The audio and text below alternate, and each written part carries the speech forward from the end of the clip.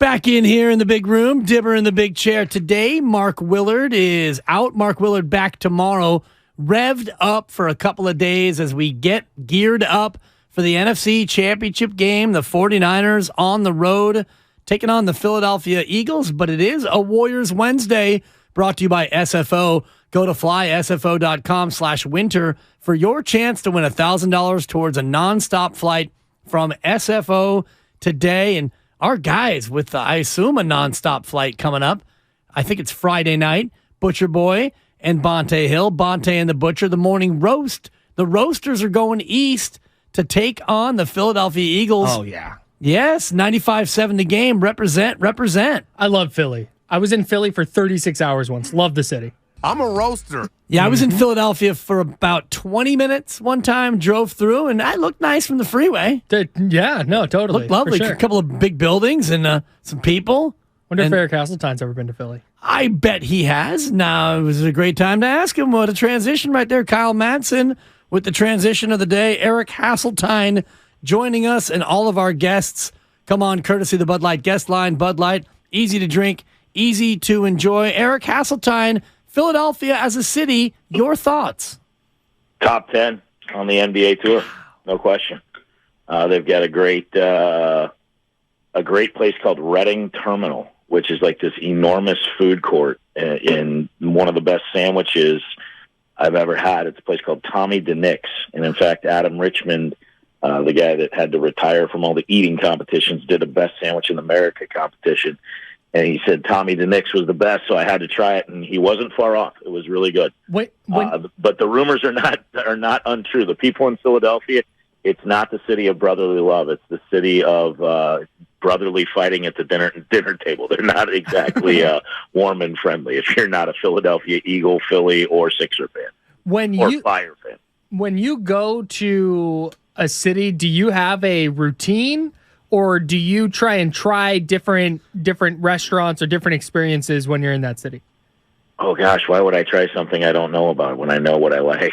So, no, I have a routine. I'm about as boring as you can get with that. We do try new things. But I think what ends up happening more than anything, like, for example, in San Francisco, being from here, I know places to go. And so kind of people on our travel party rely on me giving them some information on where to go, where not to go, which there's very few places in a restaurant type situation not to go here. But I always hit up Original Joe's in North Beach because the owner, John Dugan, and his family have always taken such amazing care of us when we come in. And then I got to hit up the Buena Vista for an Irish coffee to tribute my father, who introduced me to that once upon a time when I was on the road before he passed away. And, then after that, who knows where we go? But yeah, we kind of find the similar spots.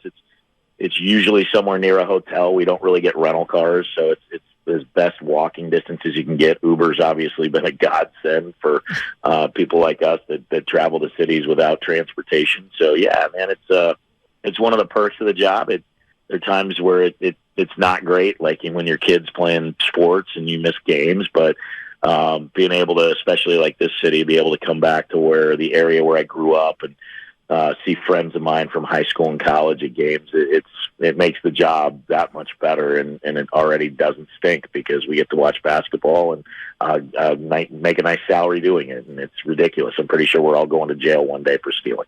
Yeah, and I wonder if there isn't some comeuppance on our own individual judgment days for how good we had it in this life, Eric. But this is right, exactly. I don't want to know about that. I'm gonna forget about that till that day. Yeah, and I try to have the same appreciation that you do. That way, when I do meet my maker, I can say, hey, mighty Father, I didn't take it for granted. I appreciated how good I had it, and especially when it comes to this Memphis Golden State rivalry now, appreciating how good we have it. And for Memphis, it's got to feel a little bit more of an edgy business trip after the way the first game happened. Yeah.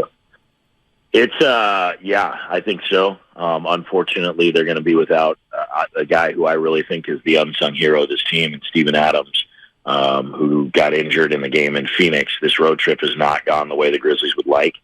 They let one slip away. Or I don't want to say that because I think that's disrespectful to the Lakers. The Lakers took one from them with an aggressive nature at the end of a game that kind of slowed things down by getting fouled. And disrupting the Grizzlies' rhythm, and I didn't think the Grizzlies executed down the stretch like they normally can. But winning on the road is always hard. They came out flat a couple nights later against Phoenix. They played a marvelous second half, but it was too little too late, and then ran out of gas, I thought, fourth quarter in Sacramento, and that's a team that can help you run out of gas with as fast as they play. And it does turn out, I don't know if you guys have ever told your listeners this, making only 2 shots in the fourth quarter really isn't a great strategy to win a basketball game. If you wouldn't mind me writing that down, if you can go ahead and fill time, I'm going to have to write that one down, Eric. I'm not big on analytics, so I'm going to skip that. 2 of 19 on the analytical stage of winning basketball games, going 2 for 19 should be ranked right at the bottom, to be honest with you. So, this one has an edginess to it. The Grizzlies did not put their best foot forward on Christmas. Part of that was because the Warriors played really well. Dante DiVincenzo, Jordan Poole, those guys were terrific. They had guys show up that the Grizzlies really, I don't think, had ever heard of, and that's not something that should ever happen. We on the broadcast said, hey, these guys aren't wearing Warriors jerseys in the game because they were at the local Walmart, hit the sale rack and said, hey, maybe I can get some run if I wear this jersey. They earned them, and they're NBA players. And I think that's part of the maturation process for this group. They're still a young team chronologically. They've been together for a couple of years, but it didn't happen overnight for Steph Curry and company either. They had to go through some of the bumps and bruises of learning how to win in the NBA, then learning how to be the hunted, not the hunter, so to speak, where teams use you as a benchmark for a victory. And that's kind of where the Grizzlies are. They're near the top of the Western Conference standings. They had a good run last year that was ended by Golden State. They're quickly, as we like to say, becoming one of the more hated teams in the league, which some of them thrive on that. I think sometimes maybe too much, where you're trying to play into that role where I love our guys to death, but sometimes I'm just kind of sitting back going, if you just play, it's a better situation than you playing up to the crowd, playing up to the reputation. But that's part of the growing up process of this league. And I think it's funny to me when fans will be like, well, how many rings do you have? Like the Warriors have won 4. Yeah, absolutely. And they earned all of them. But Steph Curry didn't come in his third year and win a ring. He had to take his time and grow. And that's the way this league is. You can't be a dominant young team without some veteran influence and expect high levels of success without some bumps along the way. Talking with voice of the Grizzlies, Eric Hasseltine here. Eric, I'm curious your thoughts, just as an outsider on the Warriors. They're 23-24, 47 games in. We kind of talk on this station all the time about where's this team at? Are they good? Are they just waiting to flip a switch? Where do we kind of think this team is? How do you view the Warriors as somebody that's not in this market? Are they like a title contender, or are they a team still figuring it out? I think anytime you have Curry and Thompson and Draymond Green, you have to be considered a contender. There's no question. For whatever reason, they have not found a good rhythm on the road. They have not played well on the road. I mean, I think the stretch was every game other than a game in Toronto. They had given up 115 points or 113 points, some ridiculously non-normal number for them. But they're also defending champions and 4-time champions for most of those guys out over there, and or for a lot of them, and a group that, let's be honest, sometimes when veteran teams get to this point, the regular season gets a little tedious. See what's happening with the Clippers, see what happens. And the Lakers is more injury induced, but after they won that title the first year and the bubble year with Anthony Davis, the next couple of years, they look a little like, all right, let's just get to April and then we'll do our thing. And I do think that's a dangerous game to play, but if there's a group that can pull that off, certainly it's Golden State, because when you start, I think, not focusing in on the regular season, as good as these guys are, I think you do your team a little bit of a disservice in that you don't know what your opponent's going to look like on the other side. Do you have home court advantage? Obviously, that didn't matter in the second round last year, and the reason the Warriors weren't the number 2 seed was injuries. The Grizzlies were very good, but the Warriors were ahead of them and then got hurt, and that's where the Grizzlies were able to overtake that, and the home court advantage was taken away in Game 1 and never relinquished back. It was a tremendous defensive play by Klay Thompson that prevented the Grizzlies from winning Game 1, and a lot of people say, well, if this and if that. Well, those don't get you anything. Ifs don't matter. So I think this team knows what it takes to win down the stretch. Steve Kerr has just been a phenomenal head coach. I got along great with him as a broadcaster. I thought as front office exec, he had some challenges that weren't necessarily all his doing, but as a coach, this guy is phenomenal, and I love the way their teams play. And I think a lot of teams have now, people wonder why is the scoring up. It's because teams have patterned after the way the Warriors share the basketball. Teams have patterned after having a bench that can go in and not miss a beat, and players are better and your rosters are deeper. And we're seeing essentially this Warriors system kind of being hybrid, tweaked out with other teams, and it's great for the game because, no offense, I really don't want to watch 1990s basketball where finals were 88-84. That's not fun.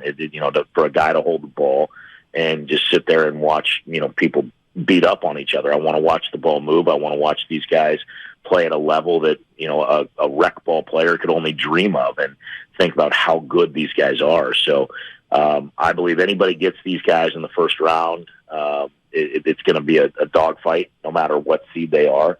I think they will eventually be out of the play-in situation. I don't think they're that type of team. I think they're easily one of the 6 best in the West. And, now that they're healthy and Steph is back, and, as they stay healthy moving forward, they're a tough out. This one's going to be a tough one for the Grizzlies, who right now desperately need a win after an 11-game win streak, losing the first 3 on this road trip. An unfortunate start to the trip, and always a big game when these two new rivals, get together. Eric Hasseltine, thanks for joining us. Have a good call tonight. We appreciate you coming on. Thank you guys for having me. Always appreciate it, and have a great afternoon. Looking forward to a great one tonight over at Chase Center. What a great building that is, too. So it's going to be a lot of fun. Yeah, absolutely, Eric. Thank you so much. Thanks, and could be not a far-fetched to think about this as a possible first-round playoff preview in terms of where the Warriors are. Memphis right now, the 2 seed, 31-16, and they have a little bit of a cushion ahead of Sacramento. Sacramento, Kyle, the 3 seed right now, coming off of that demolishing of Memphis. They've won 7 of 10, and then you get really